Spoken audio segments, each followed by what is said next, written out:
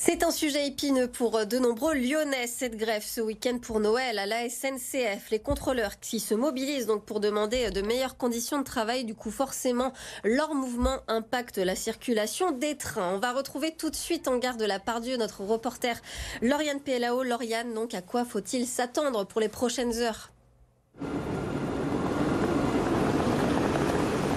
Eh bien, un week-end très compliqué à Lille. La grève des contrôleurs perturbe fortement le trafic. Dans la région, ce sont 3 TGV sur 5 seulement qui vont circuler. Pour les Ouigo, c'est 3 trains sur 4. Pour les intercités, en revanche, ils ne sont pas impactés. Au niveau national, on estime que 200 000 personnes ne pourront pas voyager ce week-end sur les 800 000 qui étaient annoncés. Pour donner quelques exemples, il ne reste que quelques places pour faire un trajet Lyon-Marseille ce week-end. Même chose pour faire le trajet Lyon-Nantes ou encore Lyon-Lille. Les trains en circulation sont souvent complets et pour les usagers que j'ai pu rencontrer tout à l'heure, c'était une véritable galère. Écoutez. Ça nous a fait entre 15 et 16 heures de train. On est parti à Paris, on a fait à Paris, on a fait Mulhouse, on a fait Lyon. Et là, on essaye d'aller à Dijon, ils suppriment encore des trains. On fait le trajet Lyon-Marseille, mais notre train a été annulé. Donc du coup, on a été obligé de prendre un TER. Heureusement, il restait un TER disponible, mais du coup, on double le temps de trajet. On met 3h30 au lieu d'1h30. À titre personnel, j'ai toujours été plutôt favorable aux mouvements sociaux, mais je trouve que le faire à Noël, au moment où les gens ont besoin de se rassembler en famille, c'est peut-être pas le meilleur timing. Pour voyager, il existe encore des moyens de transport alternatifs comme le bus ou le covoiturage, même si les prix ont tendance à être plus élevés que d'habitude. Pour ceux qui ont vu leur train supprimé, en tout cas, sachez que la SNCF pourra vous rembourser à hauteur de 200%, même si vous avez déjà changé votre billet. Pour le week-end du Nouvel An, en revanche, pas d'inquiétude. Les syndicats représentatifs de la SNCF ont levé leur préavis de grève. Merci beaucoup Lauriane pour toutes ces précisions donc concernant la grève prévue donc ce week-end de Noël à la SNCF. Et puis autre grève prévue aussi ce week-end au TCL cette fois. Des perturbations attendues demain et dimanche. Pas de circulation des trams T3 et T7. Des bus relais sont mis en place. Et puis du côté du Rhône Express, mouvement social aussi. Pas de circulation samedi et dimanche.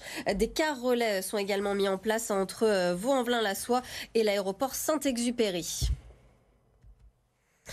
Dans l'actualité également, cette cérémonie ce vendredi à Vaux-en-Velin pour 8 des 10 victimes de l'incendie du 12 chemin des Barques. Cette maman et 5 de ses enfants qui s'étaient défenestrés. Et puis ces 2 sœurs d'origine algérienne. Une prière avait lieu pour eux à la mosquée Ogba.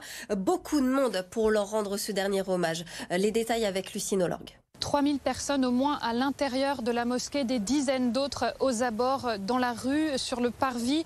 Beaucoup plus de monde que pour une prière traditionnelle du vendredi. Des fidèles venus de Vaux-en-Velin, de Villeurbanne, de Saint-Priest. Tous étaient là pour prier autour de ces 8 cercueils installés dans la salle de prière. Une image qu'aucun fidèle n'avait vue ici auparavant. Ils sont donc venus en nombre par solidarité et pour apporter leur soutien aux familles des victimes, comme il l'explique au micro d'Arthur Blé.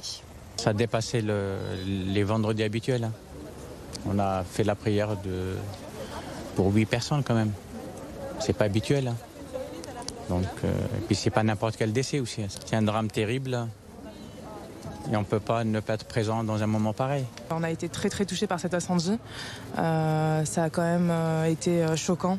Franchement, on a entendu des cris assez choquants, on a vu des images choquantes. Et en fait, on est là tout simplement pour les soutenir et pour accompagner les familles, pour leur montrer qu'on sera là, quoi qu'il arrive. C'est plus qu'émouvant. Je ne peux pas vous le décrire. Rien que le fait de voir, d'habitude, bon, on peut voir 1 ou 2 cercueils à la limite, pas plus. Mais voir autant, c'était vraiment, on va dire... je ne sais pas, il n'y a pas assez de mots pour décrire ce qu'on a ressenti à ce moment-là. Et on est de tout cœur avec la famille. On essaye de rapporter un petit peu, même si je ne les connais pas, je ne les ai pas vus, mais franchement, c'est impressionnant. La douleur, elle est intense, on va dire.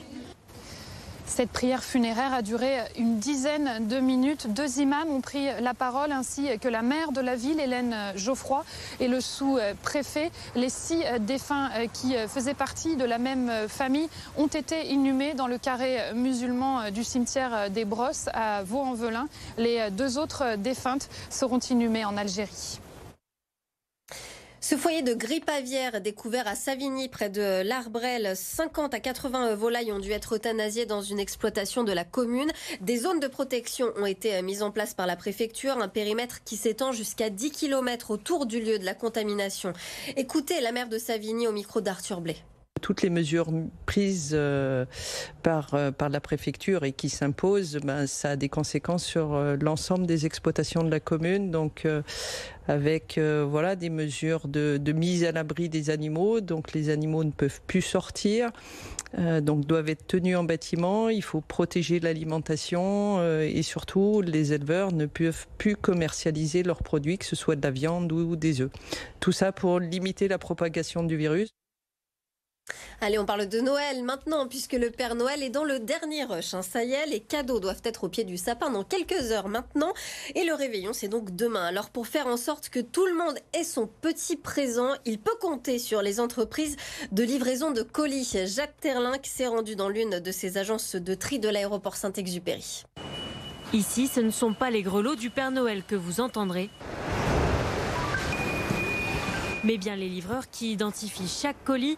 Et il faut faire vite car dans quelques heures, les premiers cadeaux seront déballés.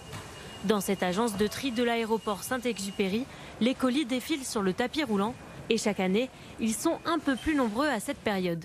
Par rapport aux années précédentes, les clients commandent un petit peu plus qu'avant, on va dire, mais c'est plus lissé, ils s'y prennent plus tôt.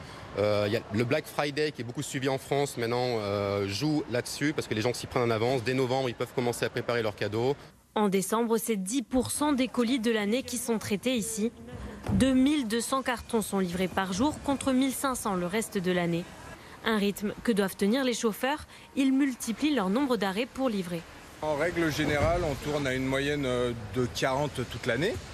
Et là, en période de fête, c'est sûr qu'on monte un petit peu plus. On n'est pas loin de 50, la cinquantaine en règle générale. Et en cette période de fête, ils se sentent investis d'une mission un peu particulière. On est un petit peu les lutins du Père Noël en ce moment, donc on fait de notre mieux pour que le jour de Noël, il y ait tout ce qu'il faut à l'heure. Des lutins qui s'activent donc pour aider le Père Noël à déposer les cadeaux au pied du sapin de tous les Lyonnais. Et pour mettre ces cadeaux au pied du sapin, c'est aussi la course dans les centres commerciaux lyonnais. Tout le monde s'agite pour les derniers achats de Noël. Les magasins sont pleins. Les acheteurs, eux, font chauffer la carte. Regardez ce reportage au centre commercial de Confluence d'Amélie Duchamp. Il y en a deux, il y a deux. Là, on a pris une boîte de deux encore. Non, mais c'est bon, t'as raison. On va partir là-dessus. Encore 5 cadeaux à trouver pour Nicolas. Il faut être efficace et organisé, quitte à faire quelques concessions. J'ai un budget, mais du coup, je paye mon retard. Donc du coup, je préfère, je regarde un peu moins les prix parce que je suis en retard. Donc du coup, je regarde un petit peu moins la dépense. Nicolas a posé quelques jours de repos cette semaine justement pour pouvoir faire tous ses cadeaux d'un coup. Il n'a pas eu le temps de les faire avant. Parce que beaucoup de travail, parce que pas de vacances. Et puis, j'essaie de limiter les achats sur Internet du coup, pour acheter plutôt dans les commerces de proximité. Donc voilà, mais j'avais 3-4 jours avant, donc j'avais prévu le coup en me disant qu'en 3-4 jours c'était jouable d'acheter tous les cadeaux. En moins d'une heure, Nicolas a rempli son panier. Il ne reste plus qu'à empaqueter. Et voici, bonne journée, passez de belles fêtes. Merci, au revoir.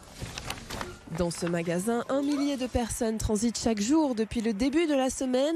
Alors pour répondre au mieux à leurs demandes, l'enseigne a fait le plein de personnel. Presque 30 personnes chaque jour pour accompagner les clients et gérer leurs angoisses. Il y en a un petit peu qui viennent dernière minute avec une grande liste. Voilà, il me faut ça, trouvez-moi tout ça, je suis désespéré. Donc on essaye de faire le maximum. Après, comme je vous dis, parfois ça peut arriver qu'il y ait des produits qui sont en rupture, mais on arrive toujours à trouver une solution. Et la recette pour que tout fonctionne ? Avoir le bon stock au bon moment, être accueillant avec le client, souriant, savoir satisfaire toujours ses besoins. L'idéal, ça serait de jamais dire non, quoi. Dans quelques heures, ce vilain stress des derniers achats sera oublié. Il pourra enfin laisser sa place au plaisir de retrouver ses proches.